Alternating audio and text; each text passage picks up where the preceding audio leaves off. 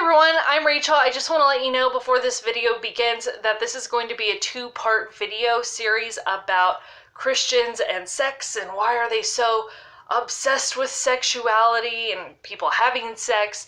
So today I'm going to talk about why God has the rules that he has in place about sexuality, and then on Friday I'm going to talk about why parents and adults are creating the perfect storm and making it impossible for their children to stay pure before marriage. So stay tuned for that on Friday. I will link it up here on Friday once that video is up, but let's just jump right in.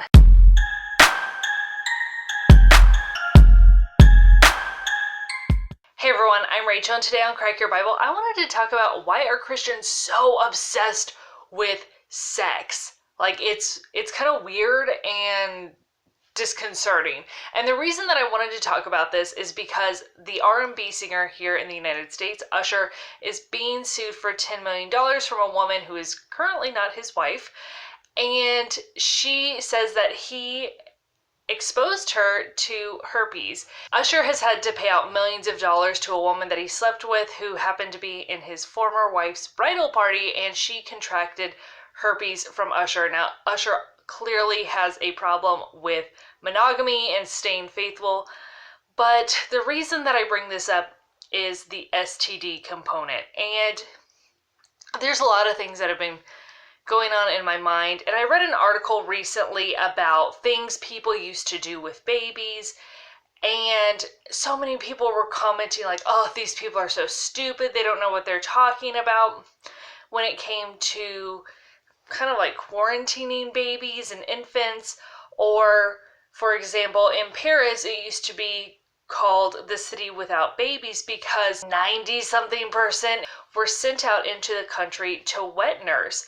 And people don't understand what was going on even 100, 150 years ago. You have to understand, like, there was raw sewage in the streets. Babies with suppressed immune systems could easily catch cholera, diphtheria, typhoid, all sorts of stuff. So it was prudent to go out into the country where the children could grow up and be weaned. So they stopped breastfeeding, because they're going to be having skin-to-skin contact with a mucous membrane. Your mouth is a mucous membrane, and that is just like ripe for germs to come in. So a lot of times people say the same thing about the Bible. Oh, why did they do this? Why did they do that? Oh, it's so stupid. And you have to understand, even back in 1846, when women were dying in droves in childbirth,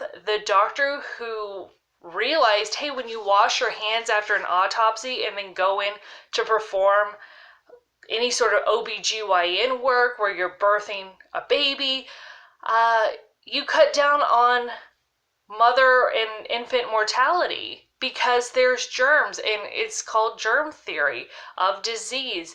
And he was run out of the hospital for this because people didn't like hearing that, you know, hey, doctor, you're the one spreading these diseases, and that's why so many women are dying.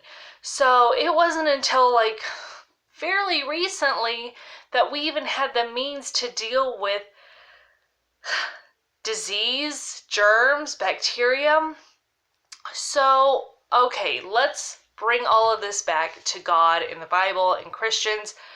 And so many people want to know, why is God so harsh about sex or these penalties or monogamy or anything like that?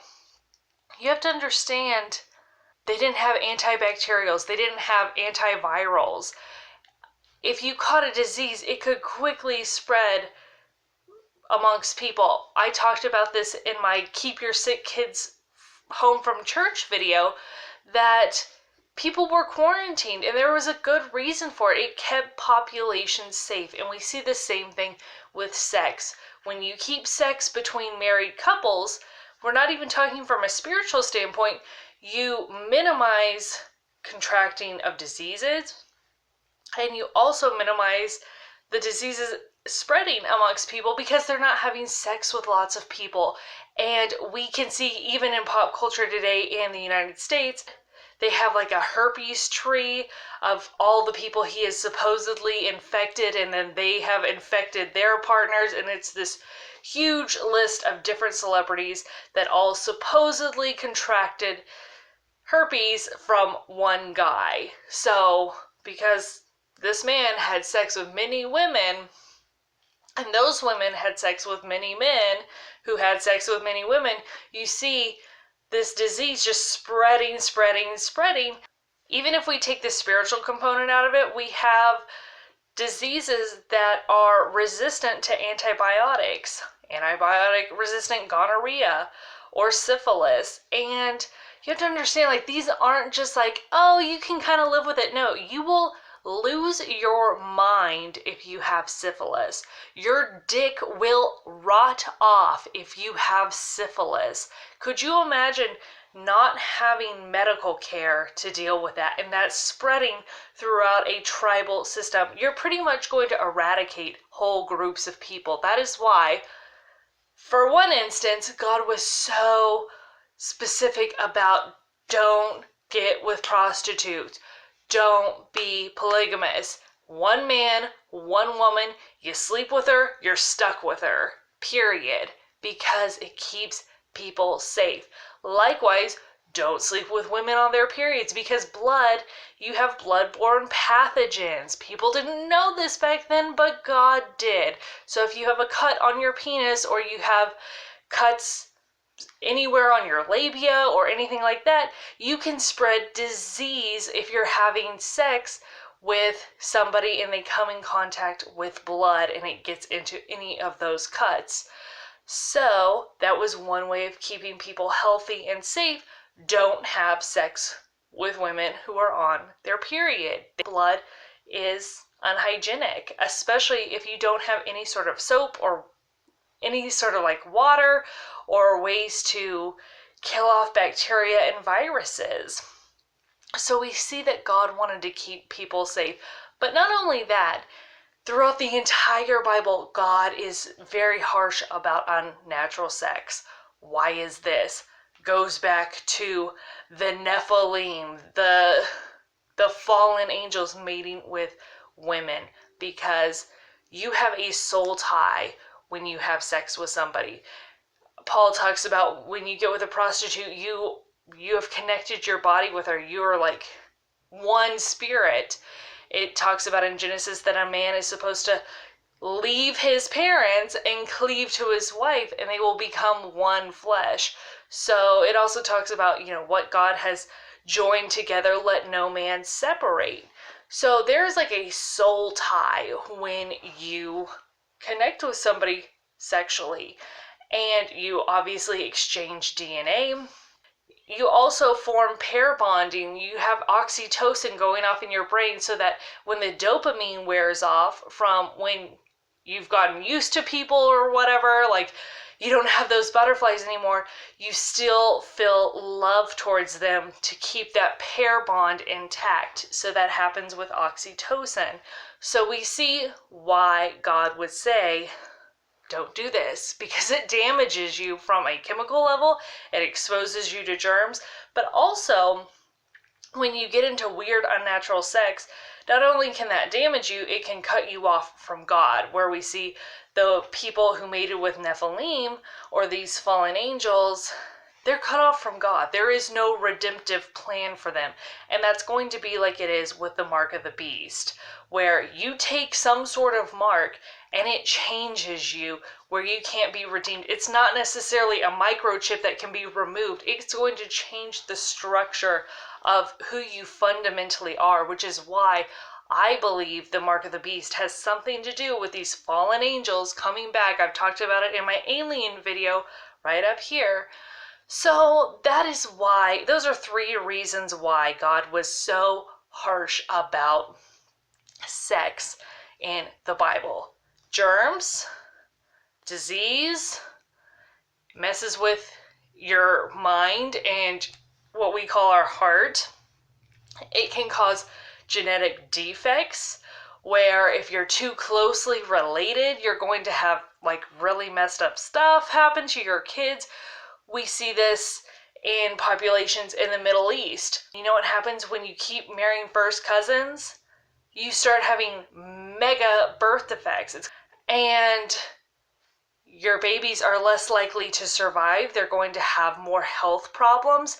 And it can lead to just craziness in your brain where you're exhibiting symptoms of mental illness or just bizarre behavior where you're very agitated all the time, you're angry, you're not of sound mind. And that is something that God has promised us, that He has not given us a spirit of fear, but of power, love, and a sound mind. So when you're messing around with people, you have sex with close relations, you have like homosexual sex, or you are being promiscuous, or you're having sex with fallen angels, you're going to have emotional problems, physical problems, and spiritual problems, and of course societal problems, because if everybody's crazy and diseased and their dicks are falling off, she's covered in sores, like your babies are dying, that's a problem. And God doesn't want that for you. And then if you're cut off from God because now you're a demonic hybrid, you're birthing demonic hybrids, you've become one with a demon, it's insane. That's one of the reasons God is so concerned about sex. Now, this is going to be a two-part video on Friday. I'm going to talk about why parents today are actually causing more problems when it comes to like premarital sex. Oh, before I forget, so if you want to learn more about like the science of kissing, I read this when I was actually in college. I went to the library yesterday to go check it out again, even though it's been like half a decade since I read it. But this talks about how women and men share DNA once they kiss or once they have sex, and how that sort of changes your biological makeup as well. So that is the science of kissing right there. Check it out. But I will see you guys on Friday, and I'd love for you to like, subscribe, and share, and I'll talk to you later. Bye.